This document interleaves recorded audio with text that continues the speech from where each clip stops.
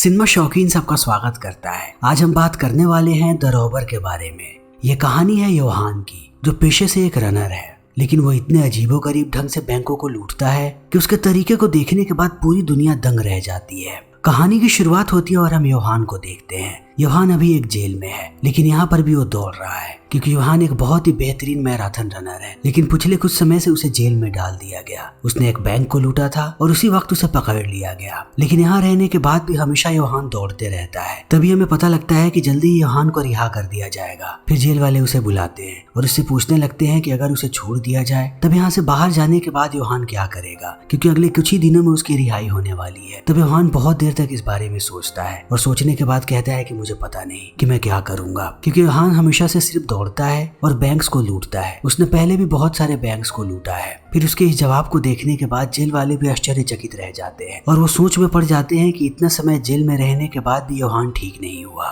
योहान बहुत सारे मैराथन को जीता है, लेकिन जीत ने उसे कभी भी खुशी नहीं दी। उसे सिर्फ दौड़ना पसंद है। किसी को भी पता नहीं लगता कि योहान के दिमाग में क्या चल रहा है और वो आखिर जिंदगी से क्या चाहता है। तभी योहान को रिहा कर दिया जाता है। फिर जैसे वो शहर में पहुंचता है, उसे पता लगता है कि उसका घर बहुत ही छोटा है। तब योहान फिर से बाहर भटकने लगता है और उसे देख करके ऐसा लगता है कि उसे अब कोई भी चीज एक्साइट नहीं करती। तब वो अपने पुराने काम में लगता है और सबसे पहले जाकर के एक गाड़ी चुराता है और गाड़ी से पूरे शहर में घूम घूम कर बैंक्स को देखने लगता है। और जैसे ही उसे पता लगता है कि वो एक बैंक को लूट सकता है, फिर वो अपनी पुरानी बंदूक निकालता है और उसके साथ साथ अपना मास्क भी, और मास्क लगाए बैंक के अंदर दाखिल हो जाता है। वो सारे लोगों को बंदूकें दिखाता है और अपने बैग में पैसे भरने के लिए कहता है। फिर ये लोग पैसे भर भी देते हैं और योहान सारे पैसों को लेकर के निकल जाता है। लेकिन वो जानता है कि इस चोरी के बाद पुलिस वाले कहीं उसके पीछे आ सकते हैं, इसीलिए योहान को कैसे भी लो प्रोफाइल रहना पड़ेगा। तब अगले दिन वो पहुंचता है एक एजेंसी में। इस एजेंसी का काम है कि वो लोगों को काम दिलवाए। फिर योहान की काउंसलिंग होने लगती है। तभी उसकी नजर पड़ती है इरिका नाम की एक लड़की पे।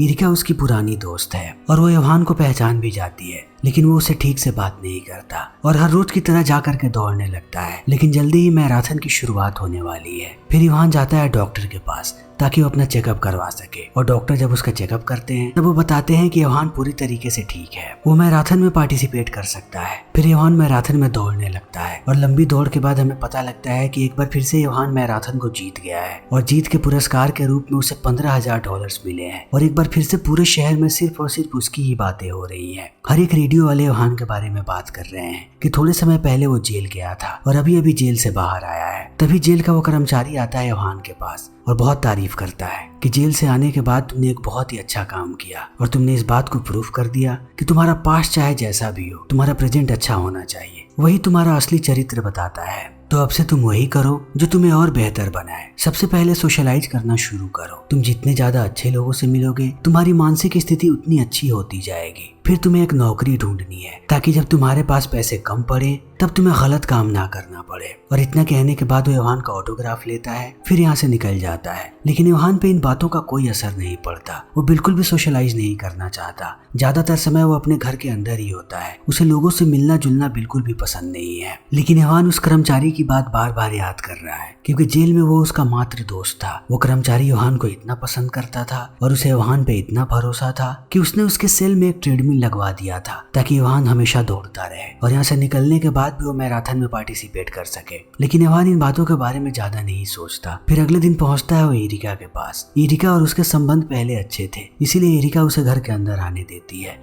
तब ये दोनों थोड़ी देर बात करते हैं और योहान यहाँ से निकल जाता है। फिर समय ऐसे ही बीतने लगता है और थोड़े समय के बाद हम फिर से योहान को देखते हैं, जिसके हाथ में बंदूक है और उसने अपने चेहरे पे मास्क लगा रखा है और जंगल से भागते हुए सड़क पे आ रहा है। तभी उसके सामने एक महिला आ जाती है गाड़ी लेकर के। तब योहान उस पर बंदूक तानता है और गाड़ी के अंदर जाकर के बैठ जाता है। फिर महिला को कहता है कि तुम अभी के अभी जाकर के पीछे बैठ जाओ, और इतना कहते ही वो खुद से गाड़ी चलाता है। तभी रेडियो पे हमें खबर सुनने को मिलती है कि पुलिस वाले योहान के पीछे लगे हुए हैं। वो हर जगह अनाउंसमेंट कर रहे हैं कि अगर इस रास्ते से कोई भी आगे जाए तो बहुत ही चौकन्ना होकर के जाए, क्योंकि एक रॉबर घूम रहा है इसी सड़क पे। लेकिन अब योहान गाड़ी को लेकर के जंगल के बीचों बीच जा चुका है। फिर वो महिला को नीचे उतारता है और अकेला ही बाहर निकल जाता है और वापस आता है इरिका के घर पे। तब वो सबसे पहले अपने हार्ट बीट को चेक करता है, फिर ठंडे पानी से नहाता है। तभी यहाँ पे इरिका आ जाती है और योहान को कहती है कि क्या तुम मूवी देखने मेरे साथ चलोगे। तब योहान भी मान जाता है। तब ये दोनों मूवी देखते हैं और रात में घर पे वापस आते हैं। तब इरिका धीरे धीरे योहान का करीब जाने लगती है, लेकिन योहान उसे रोकता है और अपने कमरे में चला जाता है।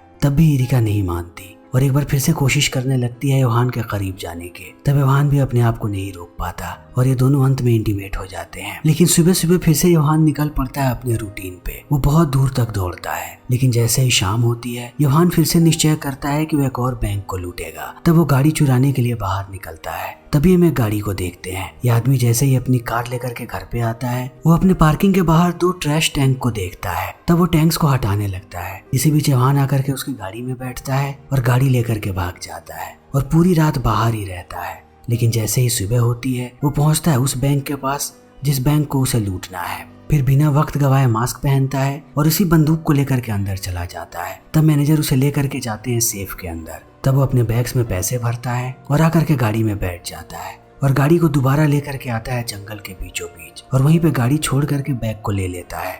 और योहान को दौड़ना बहुत पसंद है, इसीलिए वो दौड़ते हुए फिर से निकल जाता है और घर वापस आने के बाद सारे के सारे पैसों को डालता है पॉली बैग में, फिर बिस्तर के नीचे रख देता है। योहान को देख करके लगता है कि उसे पैसों में बिल्कुल भी रुचि नहीं है। उसने अब तक जितने भी पैसे लूटे हैं उनमें से किसी पैसे को खर्च नहीं किया। उसे बस बैंक लूटने में मजा आता है। उसे किसी चीज में कोई भी दिलचस्पी नहीं है और वो तब तक ये काम करता रहेगा जब तक उसकी दिलचस्पी वापस ना आ जाए। और योहान अब एक बार फिर से निकल पड़ता है अगली सुबह एक और बैंक लूटने के लिए। वो बैंक के अंदर जाता है और बंदूक को तान देता है यहाँ के कैशियर में। फिर उसे बैग देता है और कहता है कि इस बैग को पैसों से भरो और वापस मेरी तरफ फेंको। लेकिन ये कैशियर बूढ़ा है, उसकी तबीयत खराब हो जाती है। तब योहान एक दूसरी महिला पे बंदूक तानता है और उसे भी वही इंस्ट्रक्शन देता है कि पैसे भरने के बाद वो बैग उसकी तरफ फेंके। फिर वो औरत पैसे भरती है, लेकिन वो जैसे ही बैग को योहान की तरफ फेंकती है सारे पैसे वापस गिर जाते हैं। तब योहान बैग लेता है और एक हाथ से जितने सारे पैसे अपने बैग में भर सकता था उन सारे पैसों को भरने के बाद निकलने लगता है, क्योंकि जल्दी यहाँ पे पुलिस वाले आने वाले हैं। लेकिन आज योहान यहीं पे नहीं रुकता। वो भागता हुआ जाता है पास वाले बैंक में और उस बैंक को लूटने लगता है। तभी पुलिस वाले पहुंच जाते हैं पुराने बैंक के पास। उन्हें पता भी नहीं है कि योहान अगले बैंक को लूट रहा है। लेकिन जब वो बैंक से तफ्तीश करके वापस आते हैं तब तक योहान दूसरे बैंक को लूट चुका होता है और उधर से ही भागता है। तब पुलिस वाले उसे देख लेते हैं और अंधाधुंध योहान पे गोलियां चलाने लगते हैं। योहान पैदल भाग रहा होता है। तब योहान भागते हुए चला जाता है एक बड़े से पार्किंग के अंदर, लेकिन पुलिस वाले यहाँ पर भी उसका पीछा नहीं छोड़ते और ऐसे ही गोलियां चलाते रहते हैं। तब योहान भाग करके आता है बेसमेंट में और वहां से होता हुआ जाता है एक पार्क में और दौड़ता हुआ यहाँ से निकल जाता है। लेकिन अब योहान पूरे शहर में मशहूर हो रहा है, क्योंकि हर जगह उसके डकैती के चर्चे हो रहे हैं और उसके मास्क के बारे में भी। पेपर में हर जगह सिर्फ और सिर्फ उसकी ही खबरें छप रही हैं। तभी इरिका को भी ये खबर पता लग जाती है और वो जैसे ही पूरे आर्टिकल को पढ़ती है और तस्वीरों को देखती है उसे कहीं ना कहीं शक होने लगता है योहान पे। तभी शाम में योहान पहुंचता है इरिका के पास जहाँ पर वो काम करती है। तब इरिका बाहर आती है और योहान उसे गाड़ी में बैठने के लिए कहता है और इरिका बैठ भी जाती है। लेकिन आज इरिका के हाव भाव को देख करके कहीं ना कहीं योहान समझ जाता है कि कुछ तो गड़बड़ होने वाला है। लेकिन वो इस बात को नहीं समझ पाता कि इरिका जान चुकी है कि योहान क्या करता है। तभी आधी रात में योहान की आंखें खुलती हैं और उसे कुछ आवाजें भी सुनाई पड़ती हैं। तब वो जाता है हॉल में। फिर उसे वहाँ पे चारों तरफ सिर्फ और सिर्फ पैसे नजर आते हैं और यहीं पर इरिका भी है, यानी इरिका को सारे पैसे मिल गए हैं। तभी इरिका वापस मुड़ती है। उसने योहान का मास्क पहन रखा है, लेकिन इन सारी चीजों को देखने के बाद इरिका बिल्कुल भी दुखी नहीं है। वो योहान को कहती है कि क्या तुम्हें अच्छा लगता है ये सब करना? तब योहान कहता है कि हाँ। फिर इरिका कहती है कि उस दिन जब हम इंटीमेट हुए थे तब क्या तुम्हें अच्छा लगा था? क्या तुम मुझसे प्यार करते हो? तब योहान कहता है कि नहीं, और ये बात इरिका को बुरी लग जाती है। तब वो अपना कोट लेती है और घर से बाहर चली जाती है थोड़े समय के बाद। लेकिन दोबारा वो जैसे ही वापस आती है योहान को कहती है कि तुम्हें यहाँ से अब चले जाना चाहिए, लेकिन अगर तुम यहाँ रहना चाहते हो तब हम दोनों एक अच्छी जिंदगी बिता सकते हैं एक साथ, मैं तुम्हें खुश रखूंगी। लेकिन योहान इन बातों का कोई जवाब नहीं देता और एक बार फिर से निकल पड़ता है मैराथन में पार्टिसिपेट करने के लिए। और अंत में हमें पता लगता है कि योहान इस मैराथन को भी जीत गया है। तभी जेल का कर्मचारी आता है योहान के पास और वो बहुत खुश है कि योहान जिंदगी में अच्छा कर रहा है। लेकिन उसके साथ साथ ये कर्मचारी अपनी सारे कंसर्न्स भी बताता है कि तुम्हारी तरफ से हमें कभी कोई भी लेटर नहीं मिलता,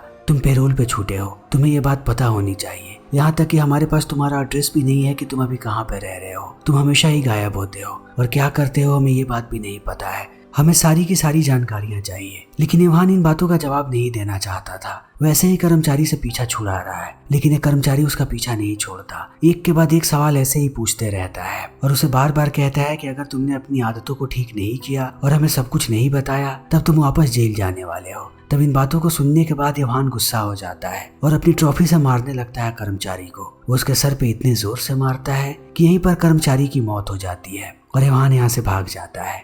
लेकिन जैसे ही कर्मचारी की लाश पुलिस वालों को मिलती है, वो समझ जाते हैं कि कर्मचारी योहान से मिलने गया था। तब वो योहान को ढूंढते हैं और इसी सिलसिले में उनकी मुलाकात होती है एरिका से। फिर वो एरिका से पूछने लगते हैं कि आखिर योहान क्या करता है। तब एरिका इन्हें कुछ भी नहीं बताती, लेकिन एरिका को पता है कि योहान अभी कहाँ पे है। फिर पुलिस वालों को जाते ही वो पहुंचती है होटल जहाँ पर योहान रहता है। तभी योहान भी एरिका को देख लेता है। तभी एरिका उसे कहती है कि पुलिस वाले तुम्हें हर जगह ढूंढ रहे हैं, इसीलिए जितना जल्दी हो सके इस शहर को छोड़ करके चले जाओ। तब योहान एरिका पे गुस्सा हो जाता है और कहता है कि तुम मेरे पास क्यों आई हो। तब एरिका कहती है कि वो अभी भी उसे चाहती है।